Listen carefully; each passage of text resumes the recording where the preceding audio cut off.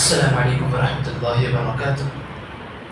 الحمد لله رب العالمين وبه نستعين والصلاة والسلام على رسوله الكريم. أما بعد، أعوذ بالله من الشيطان الرجيم. بسم الله الرحمن الرحيم.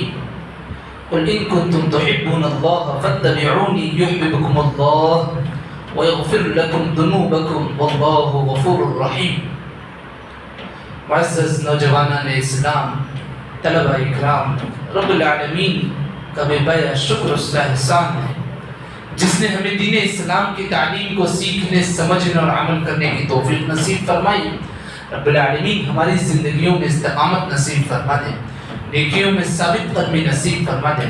رب العالمین ہمیں نیکیوں میں سبقت کرنے کی توفیق نصیب فرما دے، آمین. جیسا کہ ہم نے گزشتہ درس میں بھی تفصیل سے سنا کہ زندگی کے کسی معاملے میں فیصلہ کرنا ہو، اللہ اور اس کے رسول کے فیصلے کے مطابق اپنے فیصلے ہونے چاہیے. یاد رکھو، اللہ اور اس کے رسول کی تعلیمات کی موافقت کرتے ہوئے زندگی گزارنا ایک کامیاب مومن کی زندگی ہوتی ہے. اللہ اور اس کے رسول کے طریقے سے جب بندہ ہٹ جاتا ہے تو گمراہیوں کی طرف چلا جاتا ہے، اسے محسوس بھی نہیں ہوتا. اللہ کی ناراضگی کی طرف چلا جاتا ہے، بندے کو محسوس بھی نہیں ہوتا. اللہ کی رحمت سے دور ہو جاتا ہے، بندے کو محسوس بھی نہیں ہوتا. جنت کے راستے کو چھوڑ کر کے جہنم کے دہانے پر پہنچ جاتا ہے، آدمی کو محسوس نہیں ہوتا. اسی لیے اللہ کے نبی صلی اللہ علیہ وسلم نے استقامت کی بے شمار دعائیں سکھائی ہیں. ان دعاؤں میں سے بہترین دعا اللہ کے نبی نے کہا، یا مقلب القلوب ثبت قلبی علی دینک، اے دلوں کو پھیرنے والی ذات، میرے دل کو تیرے دین پر استقامت کے ساتھ رکے رہنے کی توفیق نصیب فرما دے. میں نے ایک آیت کی تلاوت کی جس کا ترجمہ کچھ اس طرح ہے، آپ کہہ دیجئے اگر تم اللہ رب العالمین کی خوشنودی چاہتے ہو، اللہ کی خوشی اور اللہ کی رضامندی چاہتے ہو، فاتبعونی یحببکم اللہ، تو نبی کریم صلی اللہ علیہ وسلم کی اطاعت، اللہ کے نبی کی اتباع، اللہ کے نبی صلی اللہ علیہ وسلم کی تعلیم کی پیروی، اور اللہ کے نبی صلی اللہ علیہ وسلم نے جو جو بتایا ہے ان تعلیمات کے مطابق زندگی گزارو. اللہ رب العالمین کی محبت تمہیں نصیب ہوگی. میرے بھائیوں، دیکھو اللہ کے نبی صلی اللہ علیہ وسلم کی اتباع کیسے ہوتی ہے. اللہ کے نبی نے ایک بات کہی ہو، اس پر چلنا جس پر آدمی کو ثواب ملتا ہے، اور کوئی بندہ اس طریقے کو اپناتا ہے، چلتا ہے، گویا وہ ہدایت کے راستے پہ ہوتا ہے. ہاں، اللہ کے نبی صلی اللہ علیہ وسلم کی باتوں کو چھوڑ کر کے کوئی بندہ کسی کو اللہ کے نبی کا درجہ دیتا ہے، یاد رکھو نبی کی شان میں گستاخی کرنے کے برابر ہے.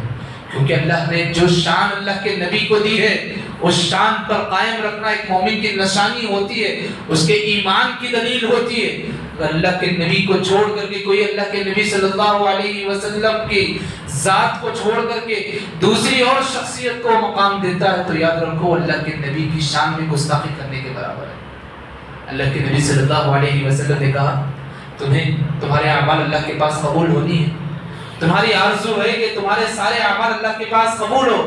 مائیں عائشہ صدیقہ رضی اللہ عنہ فرماتی ہیں، اللہ کے نبی صلی اللہ علیہ وسلم نے کہا، من احدث فی امرنا هذا ما ليس منه فهو رد. کوئی ایسا کلام، کوئی ایسی بات جو اللہ کے نبی صلی اللہ علیہ وسلم سے ثابت نہیں ہے، اللہ کے نبی نے نہیں کہا ہے. کوئی بندہ اللہ کے نبی کی طرف منسوب کر کے جھوٹ بولتا ہے، اللہ کے نبی نے کہا وہ آدمی بھی مردود ہے، اس کی بات بھی نہیں لی جائے گی. زندگی میں دیکھیے کتنی ایسی حرکتیں ہم کرتے ہیں، عبادت سے لے کر کے، معاملات سے لے کر کے، حقوق سے لے کر کے، عقائد کو لے کر کے، کتنے ایسی چیزیں ہیں جو اللہ کے نبی نے ہمیں بطور تعلیم ہمیں سکھایا ہو، بتلایا ہو، لیکن ان تعلیمات کو چھوڑ کر کے اس کا بدل ہم ڈھونڈنے کی تلاش کرتے ہیں. یاد رکھو اللہ کی تعلیمات کو چھوڑ کر کے کوئی اور تعلیمات کی طرف جانا، کوئی آدمی بدعت کی طرف جاتا ہے. بدعت کیا ہے میرے بھائی؟ دیکھو اللہ کے نبی نے جو کیا ہے، جو بتایا ہے وہ سنت ہے. اللہ کے نبی نے جو کر کے بتایا ہے وہ سنت ہے. اللہ کے نبی نے جو بولا ہے وہ سنت ہے. اللہ کے نبی نے صحابہ کو جو سکھایا ہے وہ سنت ہے.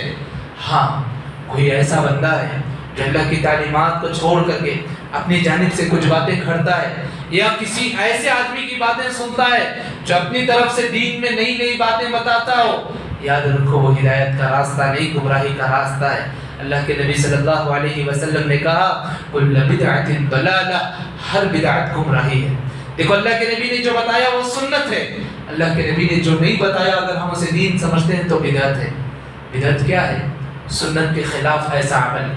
مثال کے طور پر آپ کو بتا دوں ایک چھوٹی سی مثال، بہت ساری چیزیں ہیں، چھوٹی سی مثال۔ اللہ کے نبی صلی اللہ علیہ وسلم سے ثابت ہے کہ اللہ کے نبی صلی اللہ علیہ وسلم ذکر و اذکار کرتے، تسبیح پڑھتے، سبحان اللہ، الحمدللہ، لا الہ الا اللہ، لا حول ولا قوت الا باللہ، جو 7 بار پڑھنے کی دعائیں ہیں، 10 بار پڑھنے کی دعائیں ہیں، 33 بار پڑھنے کی دعائیں ہیں، 100 بار پڑھنے کی دعائیں ہیں۔ یہ ساری دعائیں اللہ کے نبی سے ثابت ہے، مستند روایتیں ہیں۔ 33 بار پڑھنے کی دعائیں اللہ کے نبی صلی اللہ علیہ وسلم کی سنت کیا ہے؟ اللہ کے نبی نے اپنی انگلیوں میں گنا تھا، اللہ کے نبی صلی اللہ علیہ وسلم نے اپنی انگلیوں میں گنا تھا۔ اگر کوئی بندہ انگلیوں میں گنتا ہے تو گویا اللہ کے نبی نے وہ کر کے بتایا، اللہ کے نبی کے صحابہ نے وہ کیا ہے، وہ سنت پر چل رہا۔ کوئی بندہ یہ قیاس کر لے چلو مجھے اس میں گننے میں کنفیوز ہو رہا ہے، کوئی کنکر میں گنتا ہوں، کوئی پتھر میں گنتا ہوں، کوئی تسبیح میں گنتا ہوں، تو گویا وہ ایسا عمل کر رہا ہے جو اللہ کے نبی سے ثابت نہیں ہے۔ تو میں مثال دے رہا ہوں، ایسی کتنی چیزیں ایسی ہیں کہ کوئی ایک ایسا وقت اللہ کے نبی نے اس وقت کی کوئی فضیلت نہیں بیان کی ہے، اس وقت کو غنیمت جان کر کے بندہ عبادت کرتا ہے کہ اس وقت میں اگر میں عبادت کروں گا تو مجھے نیکی ملے گی، گویا بدعت ہے۔ اور یاد رکھو بندہ جب بدعت کرتا ہے دنیا میں بھی نا امید ہوتا ہے، حشر میں بھی نا امید ہوتا ہے۔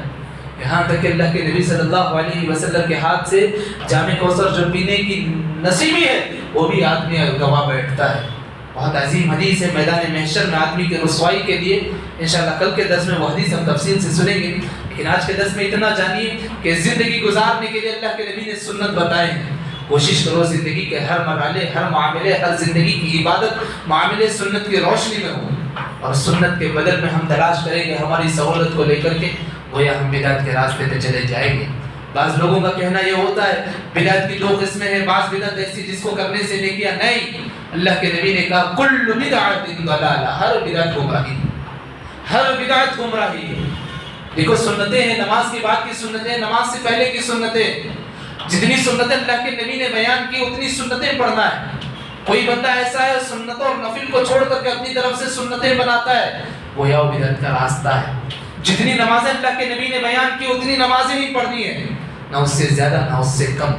میرے بھائیوں یاد رکھو کبھی کبھار آدمی نیکیوں اور نیکیاں حاصل کرنے کی اور ثواب کے چکر میں ایسے ایسے کام کر دیتا ہے جو آدمی کو گمراہیوں کی طرف لے کر چلے جاتا ہے۔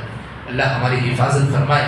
اور بھی بدعت کے متعلق بے شمار احادیث ہیں، انشاءاللہ کل کے درس میں اور کچھ احادیث سنیں گے کہ میدان محشر میں آدمی کس قدر رسوا ہوگا فرشتوں کے سامنے، نبی کے سامنے، جو بدعت کے راستے پر چلتا ہے۔ اللہ سے یہی دعا کرو اللہم اہدنی وسددنی، اللہ تو ہمیں ہدایت دے اور اس ہدایت میں کامیابی اور ثابت قدمی نصیب فرما۔ بہت چھوٹی دعا ہے، یاد کرو، بار بار پڑھتے رہو صبح شام، اللہم اہدنی وسددنی، اللہم اہدنی وسددنی، یا اللہ تو سیدھا راستہ دکھا اور اس راستے پر جم کر کے رہنے کی ہمیں توفیق نصیب فرما دے، اور بدعات اور خرافات سے رب العالمین ہماری حفاظت فرما دے، شیطان کے شر سے ہماری حفاظت فرما دے، شیطان کے مکر سے ہماری حفاظت فرما دے، لوگوں کی فتنوں سے ہماری حفاظت فرما دے، جناتوں کے شر سے ہماری حفاظت فرما دے، لوگوں کی فتنوں سے ہماری حفاظت فرما دے، زبان کی فتنوں سے حفاظت فرما دے، فساد سے ہماری حفاظت فرما دے، ایمان والی زندگی اور اسلام والی زندگی گزارنے کے رب العالمین ہمیں توفیق نصیب فرما دے۔ آمین یا رب العالمین۔